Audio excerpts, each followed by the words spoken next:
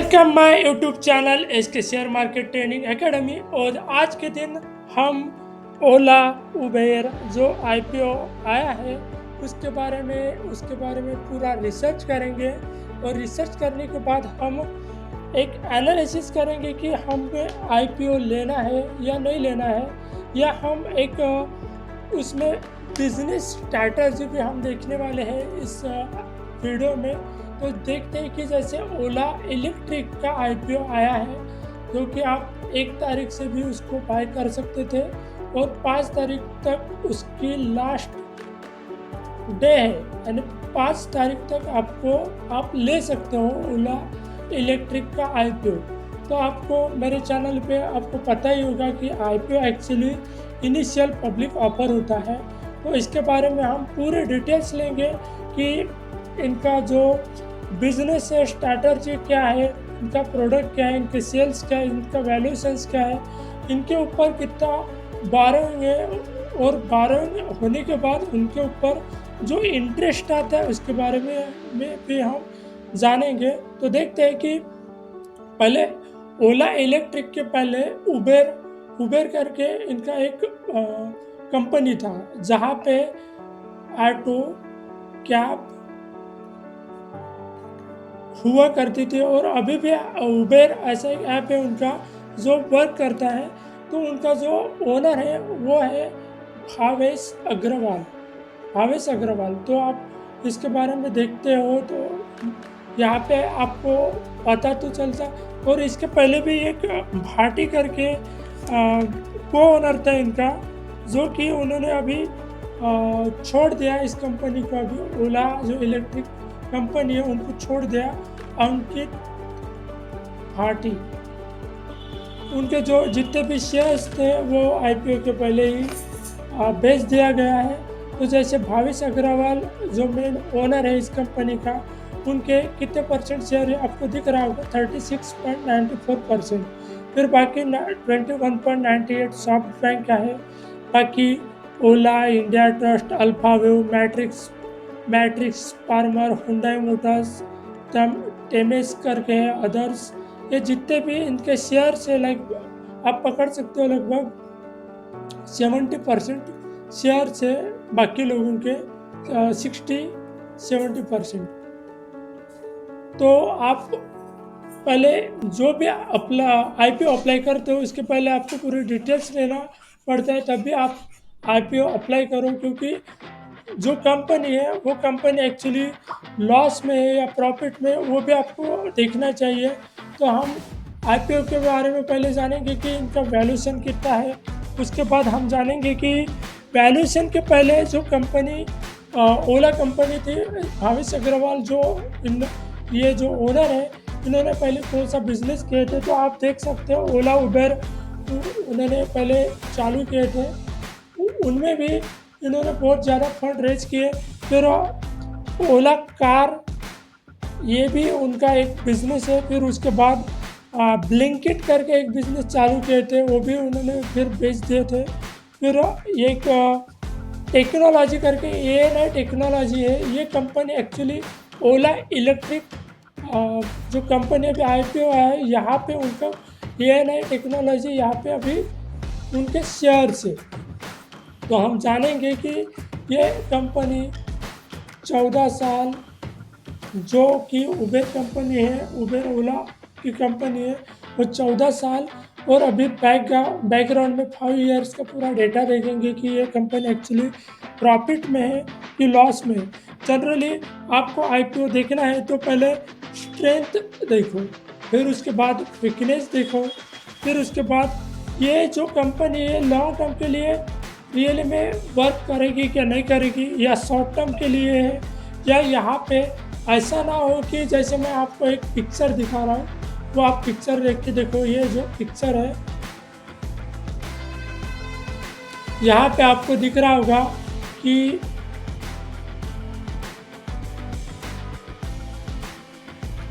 जैसे आपको मैं दिखा रहा हूँ, ये टमाटर, ये एक्चुअली आपको टमाटर बेच रहे हैं एप्पल के वैल्यूएशन से। मैं ये क्यों बोल रहा हूँ कि आप जब इस कंपनी का वैल्यूएशन देखोगे तो एक्चुअली बहुत हाईली ज़्यादा वैल्यूएशन निकाला है। अभी ये एक्चुअली जब आप इसका पूरा डिटेल्स देखते हो तब आपको पता चलेगा कि ये क्या चीज़ है। तो मैं आपको पहले आईपीओ की डिटेल्स दिखाता हूँ कि कितने वैल्यूएशंस में उन्होंने आईपीओ लॉन्च किए हैं। ओला इलेक्ट्रिक मोबिलिटी लिमिटेड, तो इसमें कितने वैल्यूएशन के लिए दे है 6 करोड़ के लिए एक्चुअली 6,145 करोड़ का इशू साइज है। तो ये साइज एक्चुअली 38 लाख का वैल्यूएशन है। अभी ये कंपनी का रियली में 38 लाख का वैल्यूएशन है क्या नहीं, ये हम पूरा रिसर्च करेंगे अपन बैलेंस शीट में। बैलेंस शीट से हमें पता चलेगा। ऐसा ना हो कि जैसे पेटीएम है, जोमेटो है, जैसे पेटीएम का स्टॉक इतना गिर चुका था जब आईपीओ लॉन्च हुआ, क्योंकि ये पेटीएम भी लॉस में कंपनी थी, जोमेटो में भी लॉस में कंपनी थी। तो इसका भी ऐसा ना हो, इसलिए हम आईपीओ अप्लाई करने से पहले पूरा डिटेल्स देखते हैं, फिर उसके बाद ही आईपीओ अप्लाई करते हैं। तो पहले ये आप देख लीजिए कि 6,145 करोड़ के लिए इन्होंने इशू साइज अप्लाई किए हैं। तो ये जितना भी पैसा है ये स्मॉल रिटेलर्स, एम्प्लॉय और HNIs के थ्रू ये रेज कर रहे हैं।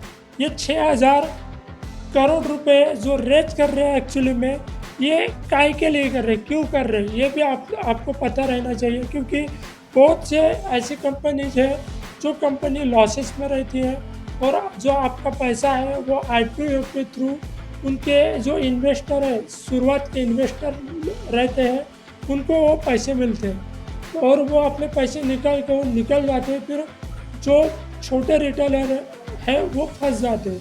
तो इसके लिए पहले ओला इलेक्ट्रिक मोबिलिटी लिमिटेड का पूरा डिटेल्स देखिए कि हम आपके पैसे जो आईपीओ में जो पैसे रेज किए जाने वाले वो पैसे एक्चुअली में कहाँ खर्चा होगा, इनके ऊपर कितना डेबिट है और अभी तक की कंपनी कितने प्रॉफिट में थी वो हम देखेंगे। इनका जब आप नीचे में देखते हो तो इनका बैलेंस शीट आता है एक्चुअली में। वो बैलेंस शीट मैं यहाँ पे ओपन किया है, आप देख सकते हो। एक्चुअली ये जो बैलेंस शीट है इसको बोलते हैं एक्चुअली में ड्राफ्ट रेड हेयरिंग प्रॉस्पेक्ट्स। इसमें क्या है, इसमें पूरा डिटेल्स रहता है, बैकग्राउंड रहता है, कहाँ से कंपनी आई, कहाँ पे कंपनी जनरेटेड है और इनका पूरा डिटेल्स रहता है। आप देख सकते हो यहाँ पे पूरा डिटेल्स है कि 444 पेजेस का इनका पूरा डिटेल्स है। ये तो आपको इतना शॉर्टकट में मैं आपको बताने वाला हूँ कि इनका ओनर कौन है, इनके शेयर्स कितने हैं। तो आप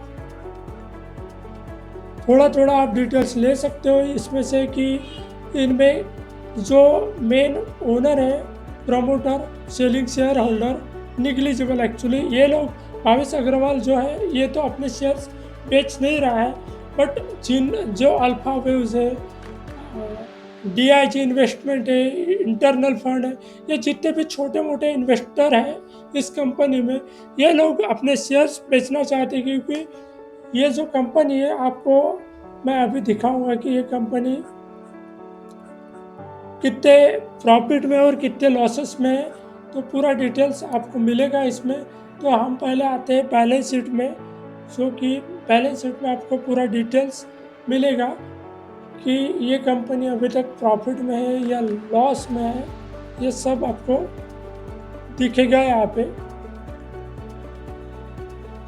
तो जो भी कोई इन्वेस्टमेंट करना चाहता है, ट्रेडिंग करना चाहता है, उसको पहले फंडामेंटल एनालिसिस करना पड़ता है, तभी उनको वो जितने भी कंपनी का प्रोफाइल डेटा है वो आपको पता चलेगा।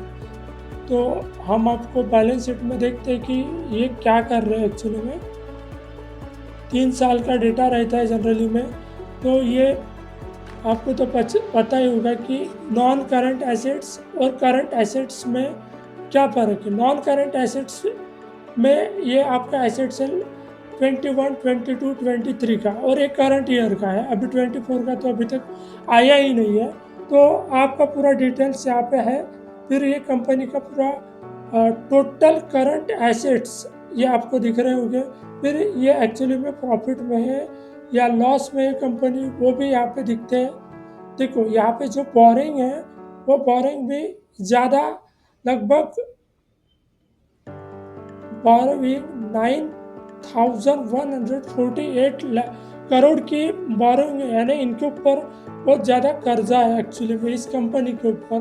तो कुछ परसेंट कर्जे में जाने वाले हैं इस कंपनी से। फिर उसके बाद हम इसका प्रॉफिट एंड लॉस देखेंगे, जो ये कंपनी लॉस में या प्रॉफिट में। लॉस बिफोर टैक्स एक्चुअली में आप देख सकते हो 21, 22, 23 ये सब एक्चुअली में लॉस में ही कंपनी जा रही है, और अभी भी लॉस में ही कंपनी है। तो आप ही जो छोटे मोटे रिटेलर लोग हैं, जो कि ये कंपनी अगर लॉस में वर्क कर रही है और लॉस वाली कंपनी में आप पैसा लगाओगे तो आपका पैसा लॉस में ही जाएगा। तो जो बड़े बड़े इन्वेस्टर लोग हैं वो अपना पैसा बहुत ज़्यादा रिसर्च करके लगाते हैं। इसीलिए आपको मैं सजेस्ट करूँगा कि आप पहले पूरा डिटेल्स लेते जाओ, तभी IPO ट्राई करो। क्योंकि ये लाइव, मैं आपको लाइव एक दो एग्जांपल दिखाता हूँ, जहाँ पे आप देख सकते हो यहाँ पे कि जैसे एग्जांपल पेटीएम का IPO आया था। पेटीएम में मैं यहाँ पे लगभग वीकली क्या, ये देखो यहाँ से लगभग ये देखो आप 2000 का स्टॉक था। 2000 के स्टॉक में से अभी लगभग इन्होंने लो लगाया 300 का। तो आप पकड़ सकते हो लगभग 70% जो छोटे इन्वेस्टर है, जो रिटेलर लोग हैं, उनका पैसा यहाँ पे लॉस हो चुका है। तो कंपनी का पहले डिटेल्स देखो, तभी आप एक एज ए इन्वेस्टर करके आप लॉन्ग टर्म के लिए आप स्टॉक या IPO बाय कर सकते हो। तो ये चीज़ें हैं, और बहुत सी ऐसी चीज़ें जो आप देख सकते हो।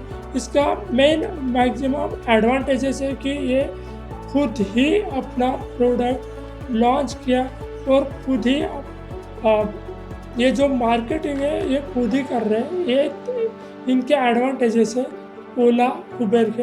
तो ये पूरा डिटेल्स आप देख सकते हो यहाँ पे भी।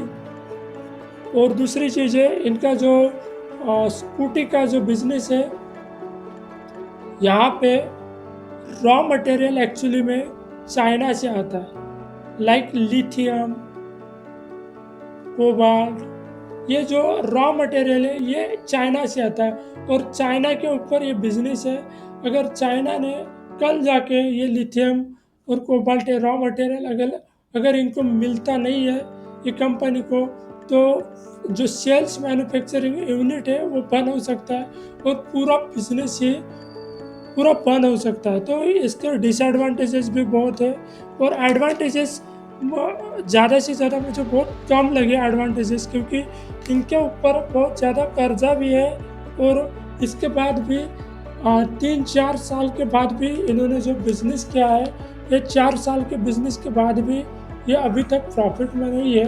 तो मैं आपको रिक्वेस्ट करता हूँ, मैं SEBI रजिस्टर्ड तो नहीं हूँ, बट आपको एक एडवाइस कर सकता हूँ कि आप पहले इस ओला इलेक्ट्रिक मोबिलिटी कंपनी का एक बैलेंस शीट या कुछ एनालिसिस ऐसा कर सकते हो जो आपको आपके इन्वेस्टमेंट के ऊपर कितना प्रॉफिट दे सकता है। नहीं तो आप IPO लॉन्च होने के बाद भी इस स्टॉक को बाय कर सकते हो नीचे आने के बाद। तो ये चीज़ें होती है IPO में। तो ये वीडियो ज़्यादा से ज़्यादा शेयर कीजिए, सब्सक्राइब कीजिए। Thank you.